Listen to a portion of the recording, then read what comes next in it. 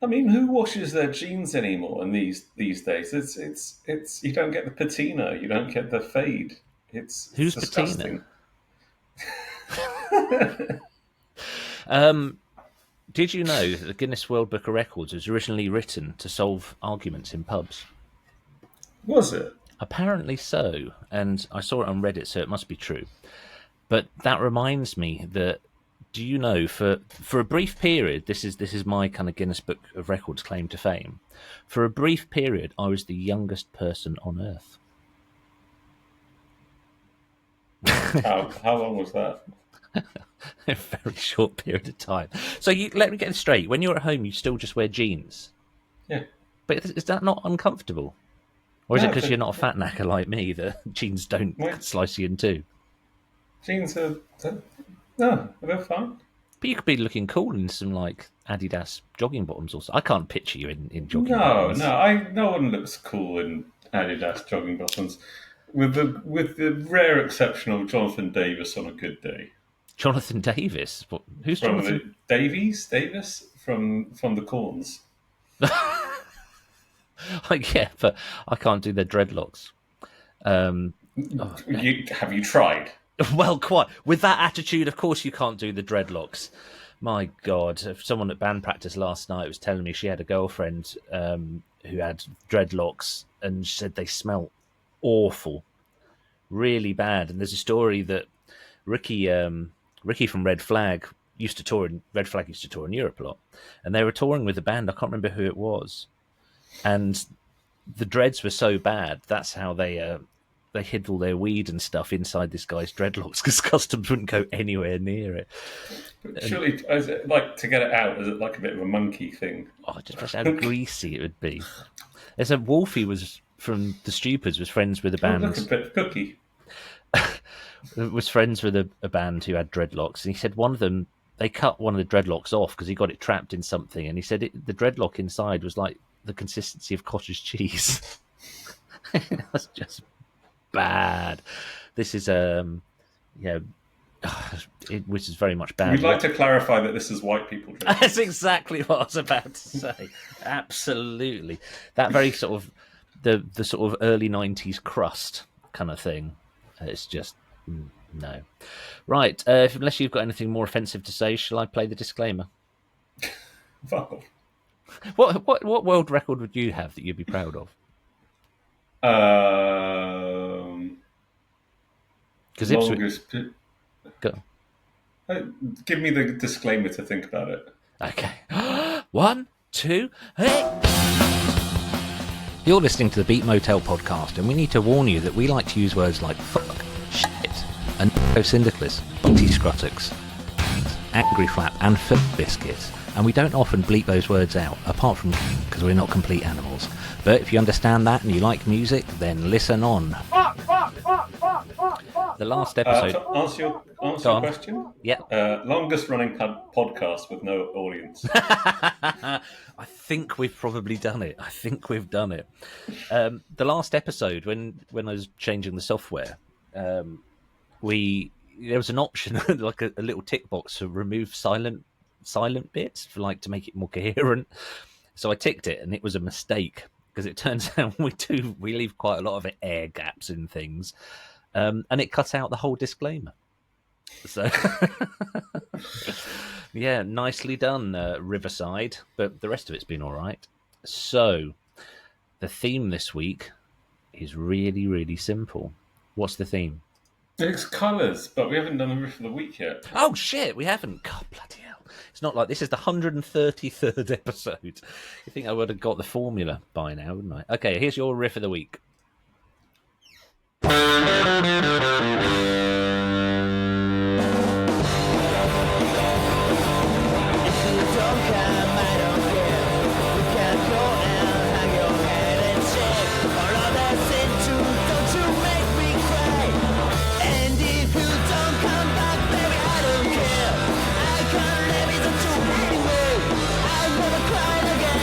I don't care. That little crunchy guitar at the end's wild. Like Kinks allegedly, or loads of bands, like raised their speakers to get a distortion sound. That They really probably, this sounds band like it. probably did that. To Yeah, be fair to them. definitely sounds like that. This is the Fadeaways. I Don't Care from Japan, and the song's called "I Don't Care." The band's Yeah, I'm called going to say, well, you don't care that they're from Japan? and they do this. They've been going for like 30 years at this, 20 years at this point, and that they're not bigger even amongst Japan sort of music geeks is Not a unlike massive shame. the people I who think I've like played Guitar them Wolf. before. Yeah, I mean the fact that Guitar Wolf is, I mean, Guitar Wolf has a particular thing, but these guys are just putting together great pop songs that sort of musically hark back to sort of obviously sort of early Beatles and the Kinks and the whole sort of American garage rock, what's it called, nugget scene. And it's all fuzzed out, great sort of chords about um, being either your girl is going off or your shitty boyfriend or something like that. And they just like, they're one of those, they're fucking great. It's just it is the missing link between the Beatles and the Ramones in some ways, and it's I just great. I was completely caught off guard by this, and if we've played them before, I probably said the same thing then, because the artwork looks like something from Nuggets. I mean, all their artwork for all their singles look like 60s. I mean, this is from Fadeaways, and the album's called Transworld 60s Punk Nuggets. I genuinely thought the same thing. Wow, this is the link between the Beatles and the Ramones, and the fact that it's not that old is kind of almost more impressive to get that recording sound. Yeah, and it's very well, it's very studied, and this is, I think, this is that thing. What culturally something happens in Japan that I don't think happens elsewhere. I mean, like, I'm sure the Lars guy, what's his face, would kill to have a sound like this. And he probably listens to the Fadeaways and goes, "Why didn't we sound like this?" And because it's dirty, but it's everything. But everything is also incredibly clear. The drums are really well recorded. The bass is very clear, and the guitars and vocals are great. And this is something that I think culturally, there's a part of Japanese culture that does really well, which is take sort of Western ideas and wraps them in a way that the West has never sort of quite managed to do in such a cool way. I think anything sort of garagey or anything sort of lo-fi in the UK and America, it always seems like a stepping stone onto kind of perfecting it. So, Yeah. like, even with bands like Television, the first Television single, Little Johnny Jewel, was recorded in Patti Smith's attic. Not in her attic; she lived in a loft, like with all her boxes of old clothes and stuff. But, in her attic apartment, just on a tape deck. The guitar's going straight into the 4-track. There's not even an amp or anything. The rawness of that is amazing. But obviously, Marquee Moon, the album they then recorded, was done in a really expensive studio and sounds fantastic. And I think there's other scenes where something gets lost by getting too good at the recording. I think it's only seen as a stepping stone. Yeah. Well, it's that thing of what is the sort of, I guess it's sort of a question that a lot of black metal aficionados sort of are into as well, which is there is something lost in the cleaning up too much of a recording. And this is what the Lars were going on about as well, of something that the signal is too clean in a way, and it becomes antiseptic rather than sort of exciting. And there's something in the excitement of sort of the murkiness and the sort of low-finess. But to my money, like, and I'm sure and this is, I guess, this is the thing that a lesson for black metal people who like that really shitty sound is that there's a Japanese band that's probably done it better than any other European band since the original heyday. Yeah, absolutely. I also think it comes down to what's available. So my kid has been making a battle jacket, and they started mocking my battle hoodie, because I have a battle hoodie rather than a battle jacket, and found a patch, screened patch or hand painted patch in the family sewing box that said the Dead Batteries. Now, Dead Batteries are an Ipswich band, really sort of, I don't want to say ratty, but they were sort of more into the rancid type sound. They weren't ska, but that sort of what Americans call street punk. Yeah, street punk. That's it, or like gutter punk, or whatever you want to call it.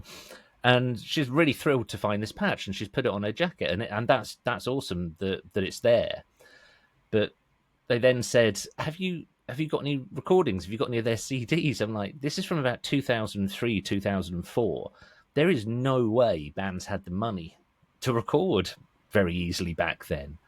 You know, we recorded by going around to someone's house. Ian Crow, who did it very, very, very well with Zeeb.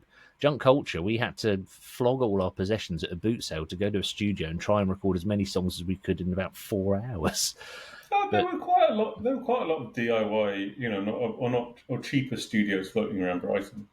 But it wasn't as accessible as it is now, where like we record band practices with both my bands actually, just using the Dolby app on iPhone, and it sounds fucking brilliant. I mean, it sounds better than half the stuff that I've put out. The battle with 4 tracks was partly not deleting over anything you'd already recorded when you were bouncing tracks, going from one track to another, and trying to get rid of the hiss.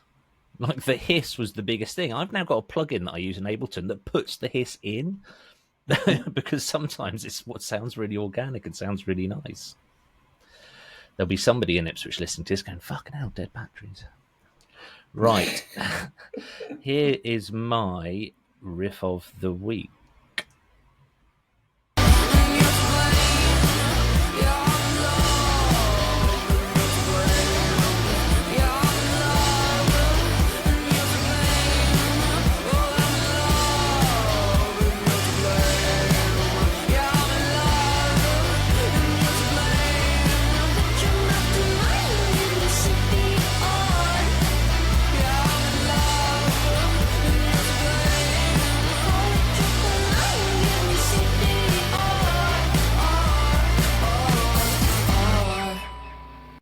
So this wasn't deliberate, but I think this interesting illustrates your point about the takeaways, because that was. Do you know who that was? No, the Takeaways by the band's the Fadeaways, but the Takeaways is a great name for an English punk band. I've got to know if there's a band called the Takeaways now. That's just right. I'm searching that. Clack clack clack clack clack clack clack clack clack clack. The Take. Oh, of course there is, and they've got a song called "Sweet and Sour" because, of course, they. Oh man, good, it's 1984. There's also a band called Sweet and Sour who have songs like there's a song called "Glam to Wham," which sounds like a brilliant documentary. Oh, incidentally, I watched the Suede classic albums thing, and it was cool. I really enjoyed it. In fact, I was surprised how it reminded me how affectionately I regard Suede. How I'm sort of genuinely like one of those bands that were sort of in my heart. It made me feel like I moved to the UK. Was it a year after that came out? And it just made me feel like, oh god, I had no idea what was going on whatsoever. That's Suede only came into my life really as an actual entity. I don't know, the last 10, 15 years or something, because no one mentioned them really until they started getting back together with my friends and stuff. It's such a strange thing because they were huge. I mean, they were literally at a time when the Enemy and Melody Maker were always trying to find a band they could call the New Smiths. That seemed to be like the high watermark for what they wanted to be. And Suede was so hyped. So absolutely hyped over the top, unavoidable if you're into read the music press or listened to the radio. Just couldn't, like fucking Spice Girls or something. And this is when they'd only had one single out, so the album was massive. Dogman Star is a difficult album, but I still think it's pretty decent. And then their guitarist left, and they came out with Coming Up, which is just a smashing pop album. But yeah, when they stopped releasing albums, I saw them on their last tour. They had a song called Electricity, and it was all right. But then people just sort of stopped talking about them. It's really weird. Who's the band that we just listened to? Oh shit! Right. This is a band called Wet Leg. Have you heard of them? Oh yeah, All Day Long and On the Chaise Long. Now, I think that song, which is fun, I think it's a bit of a millstone around their neck. To be fair, because they have got much better songs. That I just want to see that as a novelty hit. Got everyone's attention when it came out, but this song, I chose it because I only heard it for the first time last night. Just flicked up on YouTube just before I went to bed. And sometimes a pop song just really grabs me. Just really got to go, this is smart. It's really cool. I was thinking during it. I mean, I like the sounds that they were making quite a lot, and then there was something about the vocal. I can understand the vocal in a way, but I also thought I don't know. There's that aspect of this is old man shouts at cloud moment of I miss when vocalists wrote melodies for the verses as well as the choruses. Oh, very short, man. Like, do, do, do, do, do, Yeah. do, do. Quite like how she does like the high vocals and the low vocals. That's quite Yeah, cool. I like it. I like it when she sort of comes in. It's just like that. I don't know. There's just this sort of like, and maybe this is my main gripe with Jalabiafra's sort of main output in the last sort of 10 years is that he doesn't seem to sing in the verses. He just he sort of has a chorus. I genuinely do. I mean, no, cool. Not to take it away from Wet Leg. It sounds like they got off the chaise long and stopped having a wank. And that's what that song's about, isn't it? Oh, do you know what? You see filth in everything, Sam. I never do. I didn't get that on the chaise long all day on the shit. I don't know. I just thought it was a funny set of words to put together. You think it's about ownerism, do you? Well, I think that there's a lot of music that is about pleasing yourself. So we could do a theme music about wanking as an episode. The most offensive would probably Turning Japanese. That is the first one that popped into my head, yeah, and probably the most famous one. Absolutely. Listen to this riff again, but using your brain, translate the production into the Fadeaways. Imagine this with a Fadeaways production.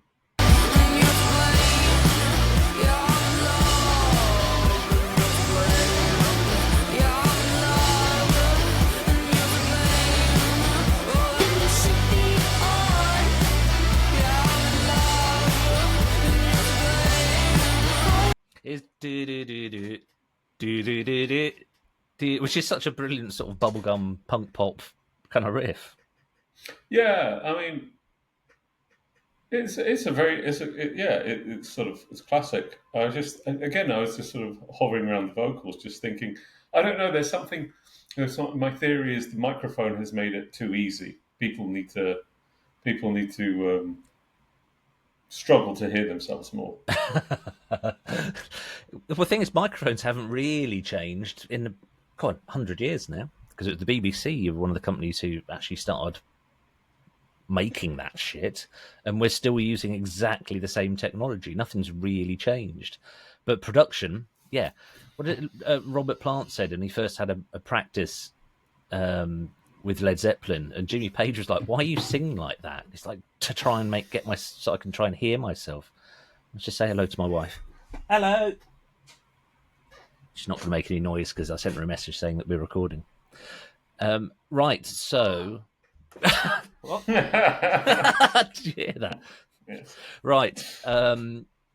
Let's get on with the theme of the week. What's the theme of the week? Colours. Colours. It's the simplest one I think we have ever done. Oh no, this is really complex for me. Well, quite often that's what happens. So anyone who's not heard the podcast before, I'm amazed you're still here at the 19-minute mark. But we choose a theme. We get 4 songs each to discuss around the theme. We can only play 30 seconds of each song. And here's Sam's choice. Your choices do tend to be more intellectual than mine, but it's like yin yang or good cop, bad cop. But here's your first choice.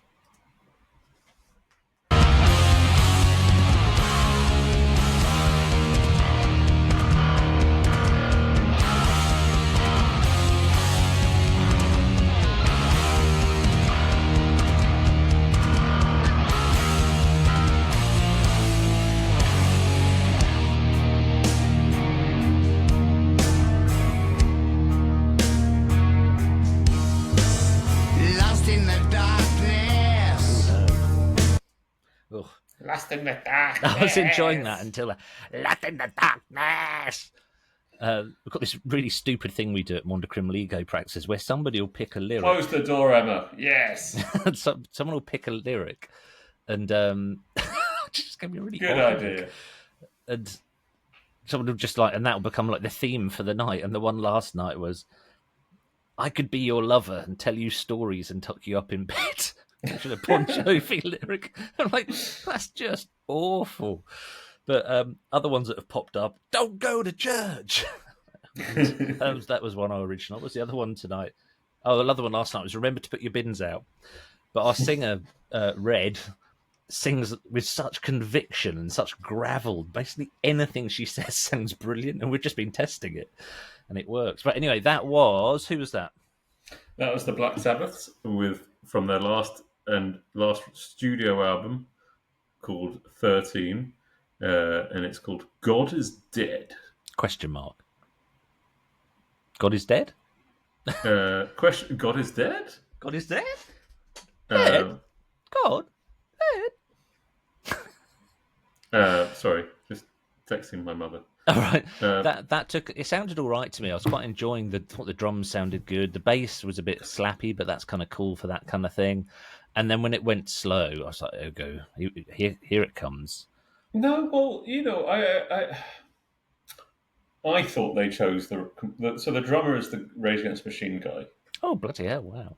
And I thought they chose completely the wrong drummer, actually, because Bill Ward he listened to all the stuff. He's got so much jazz in him. He's got so many Why wasn't he on the album? Groove, and they chose this guy who, I'm sorry, but the Rage Against the Machine is like a machine. They literally sound. That's Rage. The guy is. Literally, the guy is an impressive timekeeper, but he doesn't have any doesn't have any finesse to him in my reading of his sort of he doesn't have any subtlety to him, whereas Bill Ward has it in heaps, and they chose the wrong drummer. They should have just chosen a good studio drummer and say play like a jazz drummer. Why didn't they just choose Bill Ward? Because he was pissed off probably because Sharon Osbourne did something repugnant. Repugnant, what a word. And but this is from basically it seemed like it was contractual. There was something I saw. Geezer, the bassist, who I think sounds quite nice in that when he's hitting the both. Oh yeah, that's what I mean. It's good bouncy bit of bass. He said, he hasn't talked to Ozzy for ages because that his wife is having a disagreement with Sharon. And it's just like, oh, for fuck's sake! Why do these people marry such? Sharon Osbourne. Well, has done amazing things for Ozzy Osbourne, but she does seem like such a bellend. Well, you know who her dad is.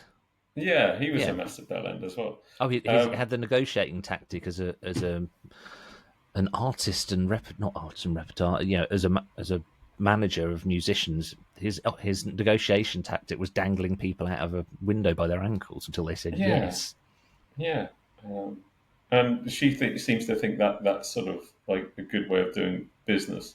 And it's always interesting, sort of, when she goes on, I'm sure this is just retreading old. I don't really care about Sharon Osbourne, but it's that question of when she goes on talent shows, you go, but Sharon, your whole career is Ozzy Osbourne, who had a career in before he met you. And okay, you probably saved him from sort of becoming a tragedy after, Black becoming Sabbath fell dead. apart. But and that's wonderful, and he's contributed, some interesting stuff since. But just Jesus Christ, I don't. How do you that translate your understanding of? I don't know. How do you translate Somebody your doing understanding bouncy of? pop. Yeah. Yeah. Anyway, so this was to me. This is my comment. It was like when you said color, I thought not Black Sabbath. I thought actually when I listened to the early sort of Aussie Black Sabbath albums, there is a sort of they're quite psychedelic. There's sort of like there's a lot of shade and color Mm. and different sort of tinges that come at me when I'm listening to those. And actually, I remember listening to this new Black Sabbath album or the last studio album in a friend's place when it first came out, and just going, it got put on and put on in the background. It just sort of come out going, it's just grey actually. There's no colour left for it. It was sort of saturated, and that's part of it. I thought was drummer, but also part of it was, yeah. It's Is it just it, is it synesthesia where people hear colours? yeah, probably something like that. Yeah. But yeah, there's somebody I knew. I can't remember who. I can't remember who it was. It might have been an author called Nicola Morgan, who I know. And you just say, "What colour's this song?" Brown. Just like straight immediately, like just didn't have to think about it. Just knew what colour a song was. I think that's So really interesting. yeah, so I mean, I don't have it with every band, which what made choosing tracks a struggle. But I have it with certain bands that I sort of get an impression of color. And early Black Sabbath is like replete with color. And I always think that actually the problem with that 13 album was that they ended up being a heavy metal band rather than quite a psychedelic hard rock band. And it was that sort of and that sort of they lost the color in that recording. So you talked about kind of Sharon Osbourne, kind of. Well, we're unaware of her doing much after Sabbath, but Tony Iommi is back at work at the moment. He's got a ballet, doesn't he? He's got a ballet, has he? No, he's collaborating with someone at the moment. See if you can guess who he's collaborating with. He's in the latest video, the video for the latest single for this Oh, is it artist. Robin Williams? Robin Robin Williams. Yeah, Robbie Williams. Robbie Williams' new album called Britpop, celebrating. I can't even bring myself to say it. Celebrating Britpop. And Tony Iommi, I obviously think of Britpop when I think of Tony Iommi. There's a rumored album, or at least sort of they've worked a little bit on it, and I think they shared an idea. Years ago, I heard about a rumored album between Tony Iommi and Brian May. That's funny you should say that, because I did stumble across several clips of those two talking on YouTube channels. Yeah. I wondered I really don't know how I feel about that. That's I'd love to. I mean, I think Brian May obviously has he was always pushing for more of the sort of proggy, heavy stuff a lot of the time. So I think I would love to sort of hear it, particularly if they got a good drummer and a good bassist, but particularly a good drummer. That's kind of bizarre, but cool. Also on the new Robbie Williams album is Glenn Hughes of Deep Purple. So I don't know if he's going for like a retro rock. It's not metal, really, is it? It's heavy rock. But yeah, the Britpop tour. Oh, God damn it. I thought Brexit was bad enough. Now we've got this. Is that a good song? I haven't heard it, so I'm just shitting on it without hearing it, because that's my privilege. You're doing an ABBA. Pardon? You're doing an ABBA. I'm doing an ABBA. What do you mean? Yeah. Not listening to the music, shitting on it before you. It's very hard to shit on ABBA because you can't get past the fact those songs are fucking rock solid. Absolutely rock solid. Some of them. Right, so here's my first choice. See if you can guess why I chose this. The beginning of this is going to be a bit like, have you seen Phoenix Nights? Um, it's like a sitcom, as kind of. Oh, is that Phil What's Dan? it called? Phil? That lad who just goes, "Do you remember Roller Cola?" And that's like the basis of his whole act, is asking people if they remember stuff, and people roll about the aisles. But Phoenix Nights, they have a pub quiz, and it's name that song, and they give away the name of the song like the first lyric every single thing they play. Like they play Berlin by Take My Breath Away by Berlin is in it, and of course the first lyric of that is Take My Breath Away. Right, so this is my first choice. See if you can guess.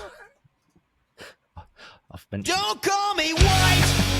Don't call me white. Don't call me white. Don't call me white.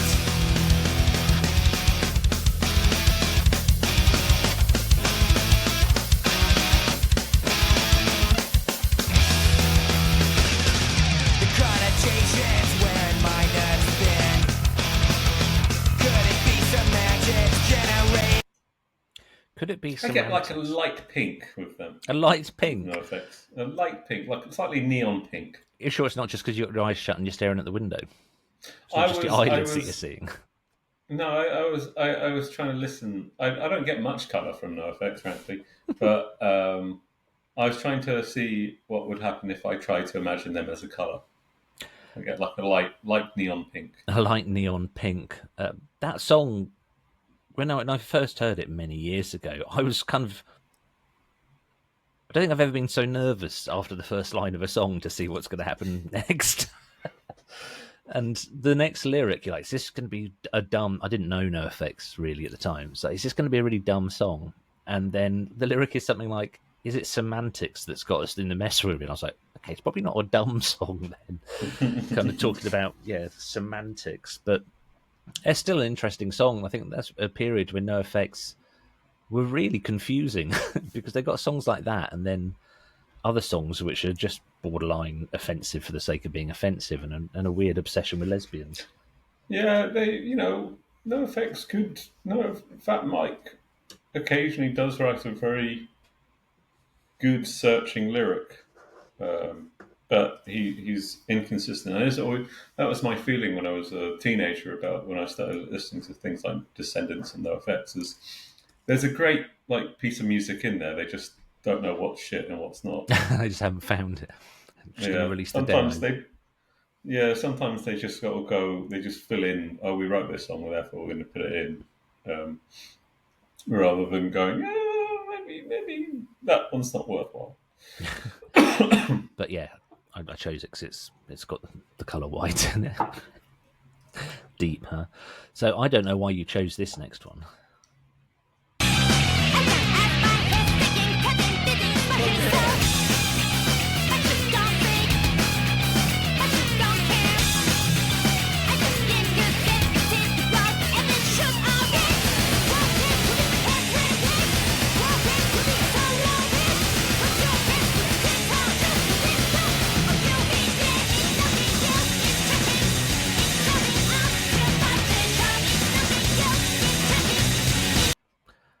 So they played for an hour and a half in Ipswich. I made it about 55 minutes into it, and I had to leave the room.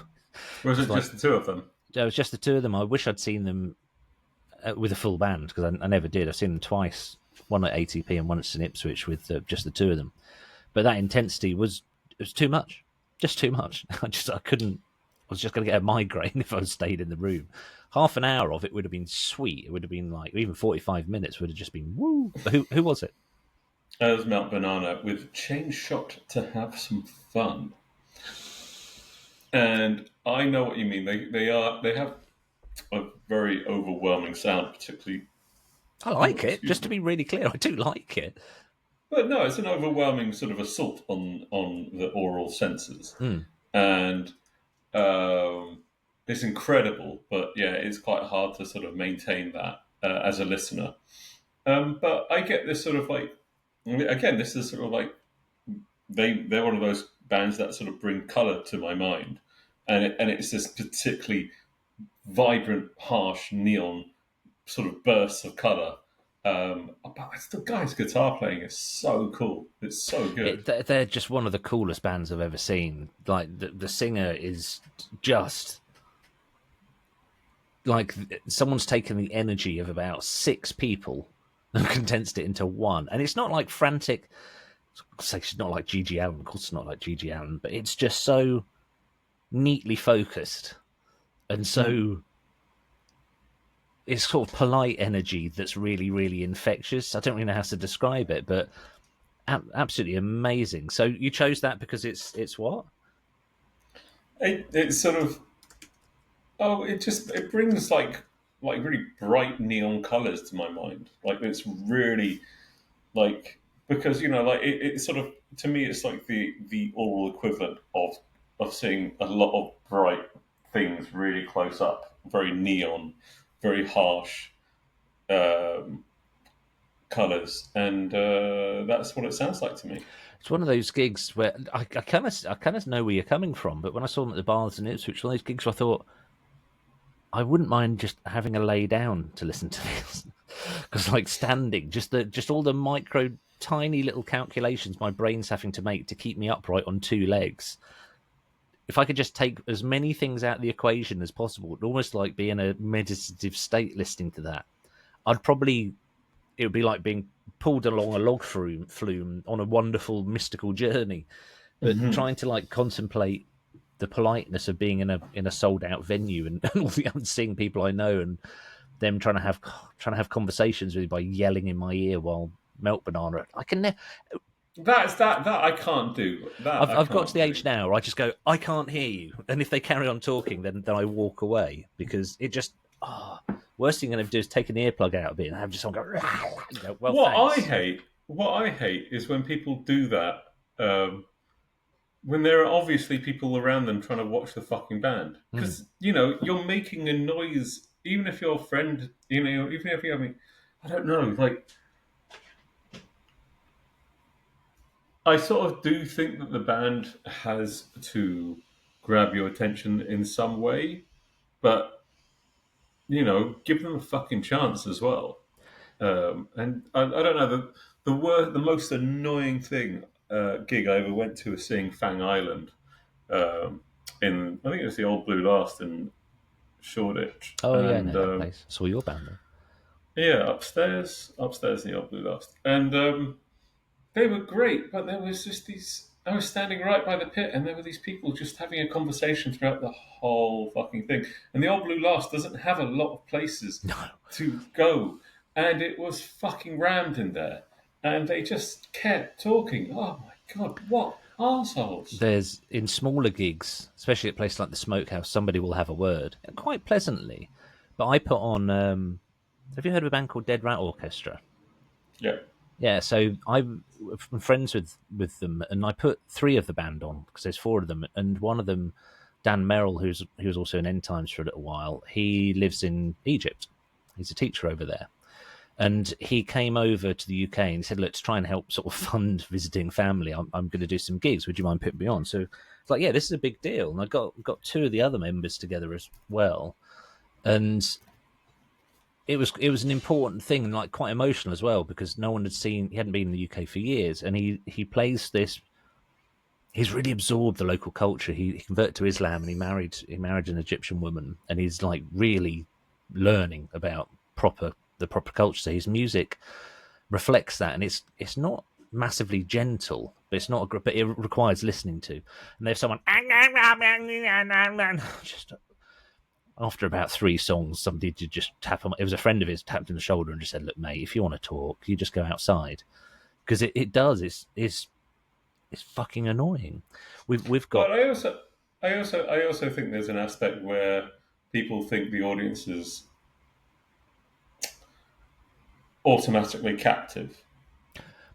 They're not. We learned that the hard way with These Are End Times. We sold out a venue called St Stephen's Church in Ipswich, which is 250 capacity, I think, possibly 3. And it's a big old church, but the capacity is relatively low because there's only 2 entrances and exits, and that's what dictates capacity. It's how fast can you empty a building if it catches fire. So we also couldn't play very loud. During soundcheck, the Conservative club behind the venue complained about my bass. I hadn't even fucking picked it up. I literally had not picked up my bass, and someone came knocking, the bass guitar's too loud, we can hear it in the club. It's like, it's on the floor. It's not plugged in, but had to turn down. And with End Times, I'd say 2/3 of it is quiet, and the other bit's really loud. And we weren't loud enough to drown out the general background chatter of the audience. And I'm not sniffy about people having a chat. If it's my band, it bothers me more if I'm trying to watch something else and other people won't shut up. But that was a case of, well, the venue might have let us down. It's brilliant for sort of folky stuff there, but if you want to play loud, then it's not right. But the same thing happened. I played a gig at the Steamboat in Ipswich, which I adore the Steamboat. Absolutely love it. It's like part of my soul. But I played supporting Scanner, who's a electronic musician who he'd hate me for saying this, but he's originally famous because he sued Bjork because she nicked some of his samples. And the stuff he does is really interesting, really intricate, but not massively loud. And you could hear a bunch of 5 or 6 regulars at the Steamboat around the other side of the bar. Just like, so sometimes it's just the wrong venue, but also if people could just fucking shut up. We saw the Blue Tones at the bars, and I just thought of this. When we came back, I was walking back with Emma, my wife, and she said there was a guy who was stood at the front. He had his hands on the railings and was just like that the whole time. Didn't appear to be with anyone. Wasn't talking to anyone. I was like, he was just absorbing it. He was literally just like a sponge, just going. Must have been unnerving for the band because he was just like staring. But I respect that. That's nice. I'm quite often at gigs, I'll separate myself from the people I'm with just so I can have a few minutes of just absorbing it under my own terms, as it were. Sorry, I talked for far too long then. No, I was just thinking that, I think I don't know where I stand on it, but because I have gone to things before where, I get very pissed off with people talking, but I've also gone to things where I've given it a chance and I felt like the person on stage or the people on the stage were doing nothing to communicate with the audience, at which point I go, I don't really give a fuck anymore. I've paid quite a lot of money to be entertained, and you're shit. and I don't know. There's an aspect of I don't know. People thinking that they deserve respect because they're on a stage rather than having to earn respect because that for their sort of their artistic output. And I think too often I feel like people think that because they're on a stage that they have the right to respect rather than having to perform a piece of music that will actually captivate people. Being on stage is a privilege afforded to a small number of people. And if you are on that stage, it is your job and your duty to entertain the people in front of you. I don't think it's a privilege anymore. I think anybody can do it. Oh shit! If I can get on stage, that phrase is kind of me and Graham from Z went through a massive stage fright thing many years ago, to the point we stopped gigging. And it was that phrase, when I read that phrase somewhere, that turned it all around for me. You've got, if you get nervous going on stage, it's your ego that's the problem. It's nothing else. It's your job to entertain, even however easy it is to get on the stage. Your role is not to have your ego fluffed up by the people who are in your adoring audience. As a bassist, it is very rare to get compliments afterwards, whereas everybody else, the guitarist, the drummer, and the fucking singer go, "Oh, people really liked us," and you go, "No one said fucking anything to me. I was playing all the notes I could." I got Jason from who runs Antigen Records. We played at End Times, played at the Swan in Ipswich years ago, and he said to me after, he's not known for his compliments, especially not with me. He said to me, "You played every note of that set absolutely perfectly. Everything was perfect, which is a good job because you were far too fucking loud. That's like probably the nicest thing anyone's said, but also with just a little sprinkling of salt on it. It's just a little what's that? shit sandwich. Yeah, it's a backhanded compliment. A backhanded compliment. But I played it perfectly. That's right. So here's my next choice. See if you can guess why I chose this.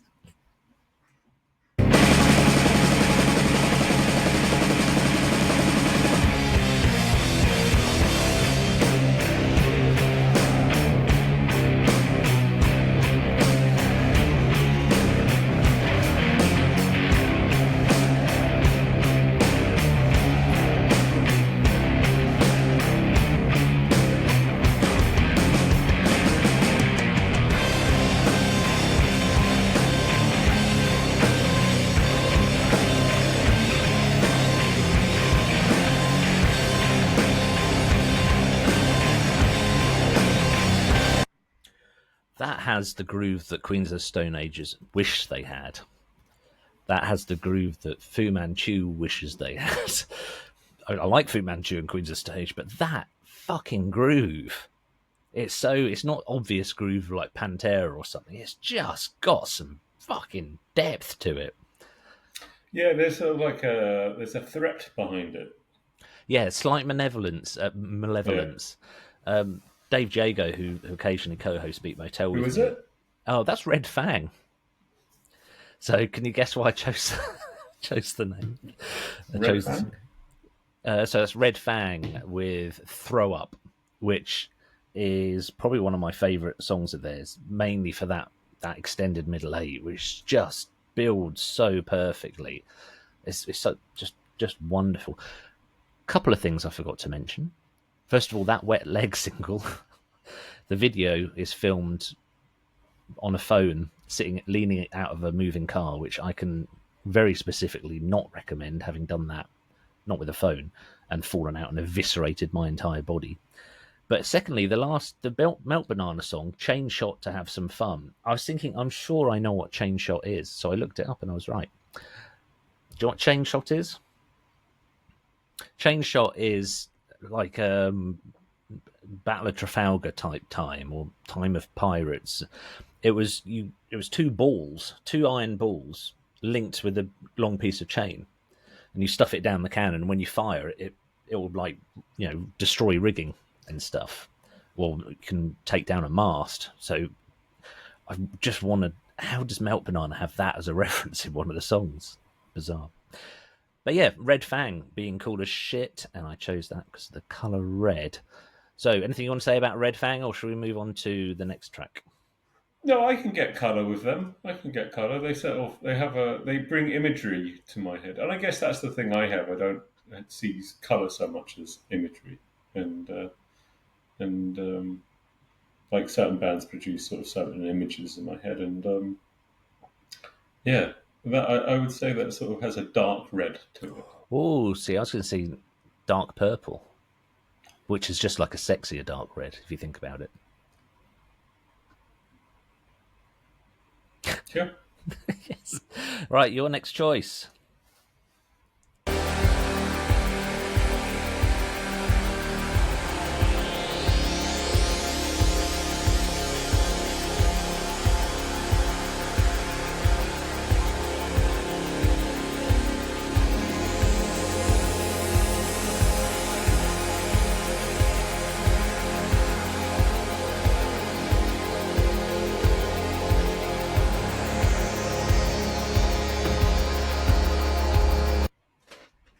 That's a completely different experience hearing that on headphones compared to hearing it through the studio monitors when I clipped this. Who? What? It was Dan Deacon with ARP 3. Bassist Far of Queen. from Shore. No, that's... Don't say it. So ARP 3, Far From Shore. I am really surprised you chose that. I would not have that down as Sam music. And just to be clear, we don't have to like the things we choose. They're just conversation points. Oh, that was sort of like... so I don't... That was a piece that was a sort of a thing I chose sort of random-ishly, but it was because the album it comes from I like quite a lot, and but it's very Eno-y in my head, that sort of thing. To my And mind, he sort of invented that kind of thing, really. yeah, sort of, and it's very it brings to mind pastel colours. I'd go with that. I was going to say Yeah, sky blue. It might just have been yeah, because I'm looking out the window. and gentle colours and quite soft feeling. And I was listening to, as regular listeners will know, we're both fans of the Anna Buxton Show Oh, yeah. um, podcast, and he was interviewed on the BBC the other day, Ooh. which was quite an interesting one, on Radio 3, which is quite an interesting thing, which was Private Passions. Um, and he was talking about Eno as a painter in it. He puts the background, then he does some features, and then there's something interesting in it that has to happen. And it just made me think of, I don't know, it's watercolors in a way. It's indistinct shapes morphing around. That is entirely what I love about electronic music. It's guitars are great and all. And clearly, every track I've chosen here has been a guitar track. But electronic music, especially synths, when it's done well, it's like pointillism. It creates an overall image using many, many, many specks of color. And I'm going to listen to this album because I enjoyed that. I like the pulsing, gentle kind of four beat kick to it. And there's a synthesizer called an ARP. I wonder if that's what it was named after. I think it was a British synth. But yeah, I like that. But that is exactly why I like electronic music, because it has access to a palette that guitar music just doesn't and can't. Right. I liked that a lot. So Even with a lot of pedals that emulate synth sounds. Still can't do it. You just can't. Right. Here's my third choice.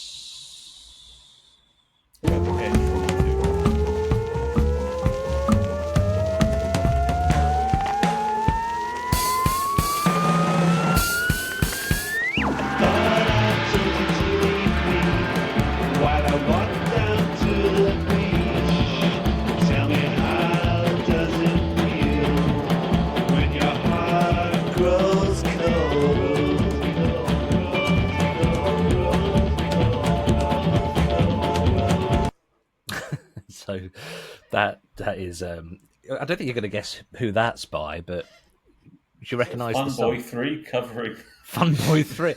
Do you know what? I can kind of see that. rhythmically. I can kind of see that. God, Funboy 3. I keep meaning to do a deep dive on Funboy 3 because it was the post specials band, wasn't it? Yeah. Yeah, everything I hear is really interesting. I really liked at least the first album was really good. Now that was a cut. Do you know what the cover was of? Oh, did you say? Yeah. Well, it's Joy Division. Blue Monday. So can you guess why I chose that? Who's doing it? Oh, right. Shit. Sorry. I'll say it, then I'll spell it. Orchestra Obsolete. So orchestra is ORKESTRA, and then obsolete is obsolete. And it appears to be a project by the BBC Arts department. So it's a band that they recreate songs, but only using instruments and recording equipment from the 1930s. So that's why there's a theremin on it. There's obviously no synths, no drum machines, but the drum kit, even the video is really interesting. The drum kit obviously bears no resemblance to drum kits you see now, which I think were a 50s sort of invention around sort of big jazz bands. Yeah, the drum kit that we'd recognise now as a drum kit. Yeah. So it's just interesting because this sort of thing can either be really chuddy or it can actually be done in an interesting way. And one of the things I like about that is obviously there's no delay units. I don't think they had tape delay in the 30s. Because all tape delay originally was moving the record and the playhead apart or closer together to desynchronize them to get that echo. So the vocals on the end of that, they're literally just doing a look. Let me just play just the last bit because they're just doing basically a manual delay. No, that was brief, wasn't it? You have to trust me, it's there. There you go. So I thought I'd play you some. I can read you the instruments if you like. It's really interesting. What's it called? It's just called Orchestra Obsoletes Plays Blue Monday, I think, or rendition of Blue Monday. Yeah, commissioned by BBC Arts. So the instruments are a theremin, as I said, a musical saw, harmonium, prepared piano, slit drum, dulcitone, and a banjo uke and a glass harp. Bloody hell, that's a hell of a collection of instruments. And on the video, they're all dressed as Tonto. I mean, the Lone Ranger, for some reason. Fair enough. Worth looking up. Right, so on to your last choice, which is this.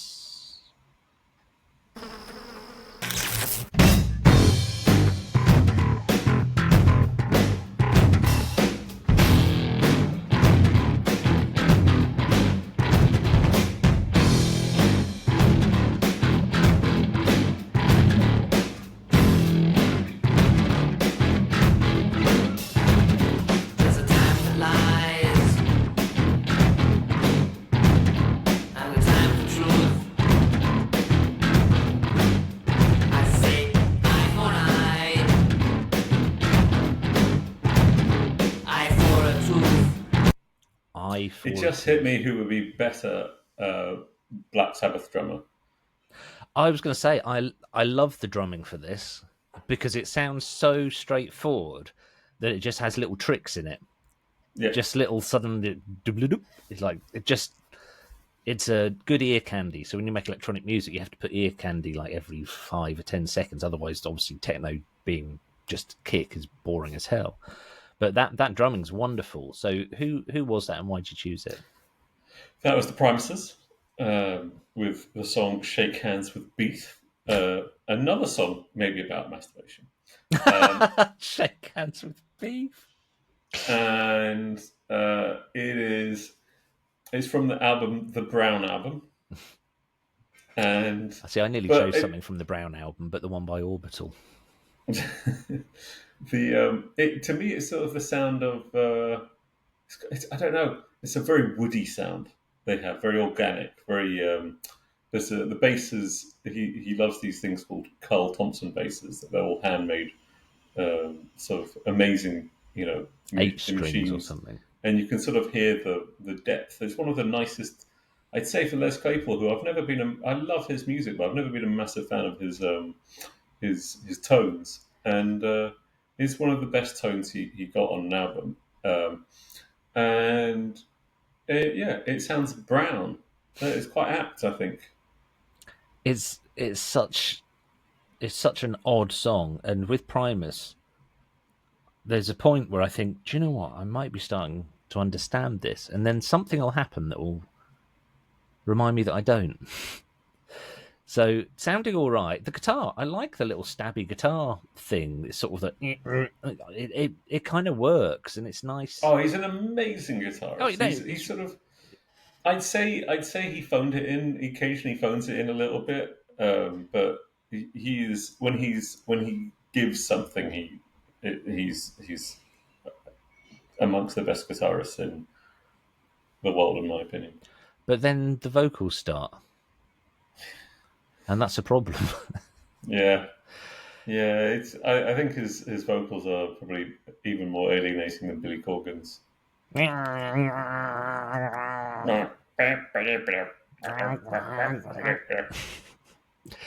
that was fucking terrible. So on to my last choice. It wasn't terrible though. That's the challenging thing with Primus. I never think it's just outright shit.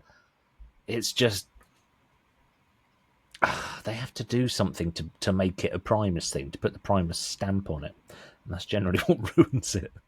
Well, but I think you have a thing of like he is not a naturally sort of fantastic lead vocalist. He's not one of the Freddie Mercury's of the world. He's not even, even sort of like one of the James Hetfields of the world.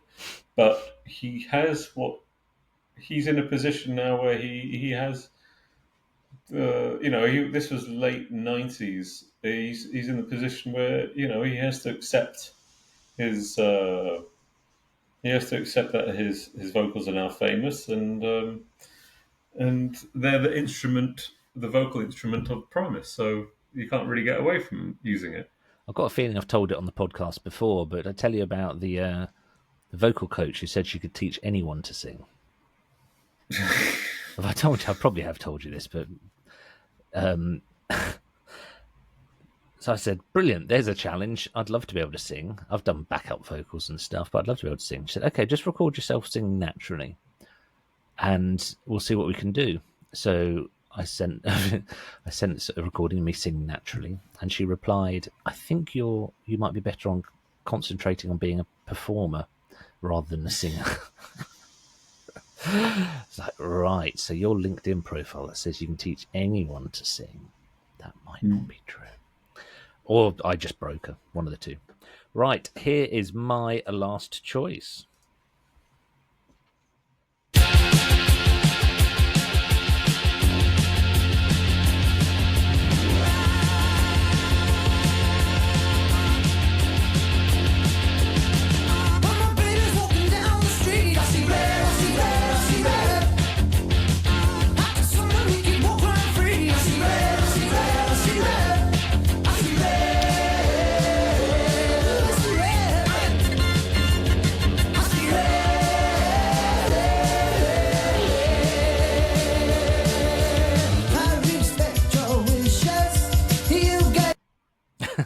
I kind of love that.